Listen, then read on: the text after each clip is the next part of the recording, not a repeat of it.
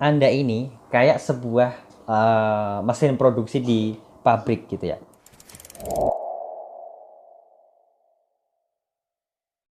Ya, oke. Selamat pagi. Assalamualaikum warahmatullahi wabarakatuh. Salam sehat dan berlimpah selalu untuk teman-teman semuanya. Kembali lagi di YouTube channel SMID Solution ya, teman-teman semuanya. Pada materi kali ini saya ingin menjawab sebuah pertanyaan dari teman-teman yang itu sering banget ditanyakan. Bahkan nggak cuma sekali, udah puluhan atau ratusan kali ya ditanyakan ketika saya live maupun masuk lewat Messenger maupun masuk di kolom komentar di Facebook, Instagram maupun YouTube. Bagaimana caranya untuk bisa menaikkan berat badan ketika kondisi sakit mah, GERD ataupun anxiety-nya ini masih parah-parahnya? Oke. Jadi gini ya, teman-teman ya. Saya punya analogi sederhana yang mungkin bisa membantu Anda memahaminya agar nggak salah menentukan solusi. Kenapa saya bilang salah menentukan solusi? Kalau sekarang Anda tuh makan banyak, terus kemudian konsumsi suplemen, konsumsi susu, makanan yang berlemak banyak, dan kemudian hasilnya adalah Anda nggak gemuk-gemuk, maka stop itu dulu. Artinya cara yang Anda lakukan salah. Kenapa? Yang kan nggak dapat hasilnya, nggak bekerja.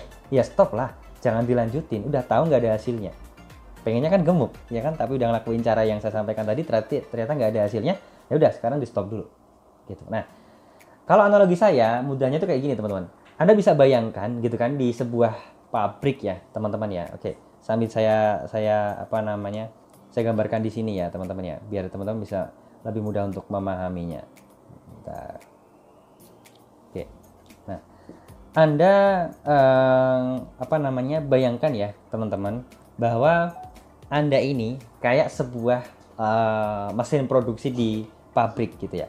Nah, kalau di pabrik itu ya, teman-teman semuanya, kita bisa bayangkan di pabrik ini ada sebuah mesin yang besar untuk memproduksi sebuah bahan. Anggap saja ini adalah roti gitu ya. Jadi nanti hasilnya di sini ada roti yang memang dijual oleh perusahaan tersebut. Nah, ini mesinnya, ini rotinya. Gitu ya. Nah, bagaimana mesin ini bisa memproduksi roti ini? Kan gitu ya, teman-teman. Tentu mesin ini ya sebelumnya itu dikasih yang namanya bahan mentah. Bahan mentah roti mungkin gandum, terigu, mentega gitu ya. Nah, kayak gitu. Kemudian pertanyaan saya, ini adalah sama dengan kondisi yang dihadapi oleh teman-teman. Ya. Mesin ini adalah asam lambung teman-teman. Mesinnya ini. Gitu kan ya. Nah, roti ini adalah kondisi yang diharapkan oleh teman-teman ya. Ini bisa gemuk. Kondisi yang diharapkan oleh teman-teman. Pertanyaan saya, teman-teman, akankah roti ini akan jadi gitu ya? Roti ini akan jadi ya. Sorry. Oke. Roti ini akan jadi gitu ya. Kalau mesinnya di sini itu rusak. Coba, ada bahan baku di sini, teman-teman, ya. Kemudian dilempar ke mesin, mesinnya rusak. Rotinya bakal jadi nggak? Rotinya di sini. Ini. Bakal jadi nggak? Yang pasti nggak bakal jadilah. Kenapa? Ya karena mesinnya rusak.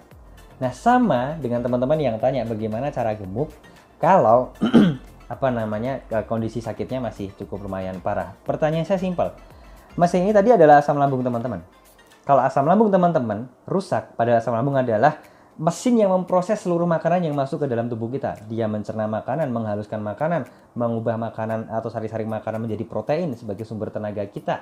Kemudian membunuh bakteri-bakteri jahat yang masuk bersama makanan, gitu kan. Sehingga itu nanti yang bisa diserap oleh usus halus menyerap nutrisi-nutrisi yang ada di dalam makanan tersebut sehingga dilempar ke tubuh kita yang jadi daging. Yang jadi bikin kita gemuk. Kayak gitu, teman-teman. Nah, pertanyaannya adalah kalau mesinnya alias asam lambungnya ini masih rusak, gitu kan? Mungkin nggak kita jadi gemuk di sini? Ya nggak mungkin juga. Sebaik apapun ya bahan atau bahan-bahan atau apapun yang teman-teman makan ya di sini ya. Mau makan susu, mau makan keju, mau makan banyak, mau makan nasi, mau makan daging gitu kan. iya Anda nggak akan gemuk. Kenapa? Lambung mesinnya di sini, lambung mesinnya di sini ya, asam lambungnya mesinnya ini kan rusak. Ya gimana mau gemuk kalau kayak gitu teman-teman? Terus gimana dong Mas? Saran saya benerin dulu asam lambungnya, kontrol dulu asam lambungnya, benerin dulu katup esofagusnya, benerin dulu luka yang ada di lambungnya. Kalau udah bener gitu kan, baru teman-teman masukin bahan makanan yang banyak tadi ya. Ini misalkan,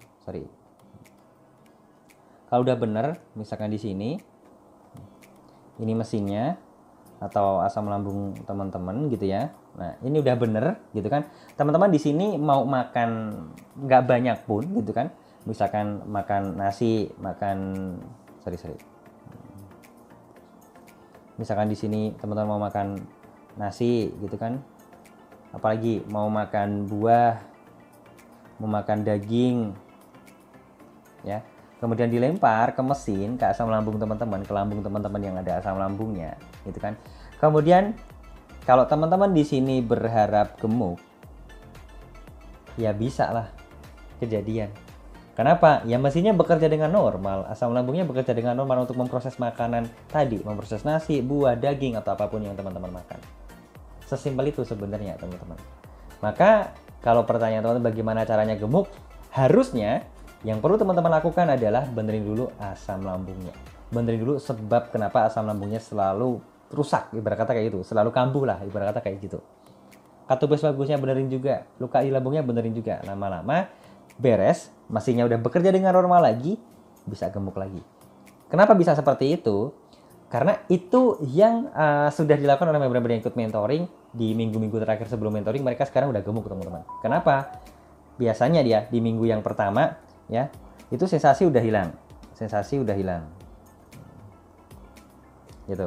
Terus kemudian minggu kedua udah mulai merasa perbaikan yang hasil yang signifikan, misalkan sudah sampai 75% lah. Nah, kalau udah sampai 75%, biasanya perbaikan di katup esofagusnya, asam lambungnya, kemudian di luka lambungnya udah mulai baik semuanya. Kemudian ketika mereka makan ya dengan porsi yang sama pun, ketika ikut mentoring nggak perlu 4 kali deh, 3 kali sehari udah cukup gitu kan. Asalkan yang dikonsumsi itu bagus sesuai dengan kebutuhan tubuhnya, yang bikin gemuk juga. Akhirnya minggu ketiga itu biasanya udah nambah minimal 0,25 kilo lah. Ya tergantung masing-masing orang lah ya. Ada yang nambah 0,5 kilo, ada yang nambah 1 kilo, ada yang nambah 2 kilo. Banyak lah teman-teman yang BB-nya udah nambah. Kok bisa gitu Mas? Ya iya. Kalau di minggu pertama sensasi udah hilang, berarti asam lambung ya itu udah bagus, udah oke teman-teman di minggu pertama. Gitu. Minggu kedua udah mulai naik sampai 75% kesehatannya. Minggu ketiga ya udah makan makanan apapun nggak akan jadi masalah. Asal mindsetnya udah bener. Nah di minggu kedua kalau udah 75% berarti mindsetnya udah bener. Baru makan apapun bisa jadi daging, akhirnya gemuk. Paham ya di sini ya teman-teman semuanya ya. Nggak usah bingung lagi, nggak usah pusing lagi, fokusnya satu. Fokusnya sehat dulu gitu kan. Benerin katup esofagusnya, kontrol asam lambungnya. Kalau ada luka lambungnya, benerin luka lambungnya. Dan yang pasti temukan sebab kenapa sensasi Anda selalu kambuh. Yang itu datangnya dari asam lambungnya, yang itu datangnya dari shifting brake teman-teman. Beresin itu, udah beres semuanya. Kalau udah selain mindset terhadap makanan juga benar, Anda makan yang dalam porsi nggak banyak pun, yang penting makanannya bagus, bener-bener membuat tubuh bisa gemuk, Anda akan gemuk beneran teman-teman. Itu ya, nggak perlu pusing lagi.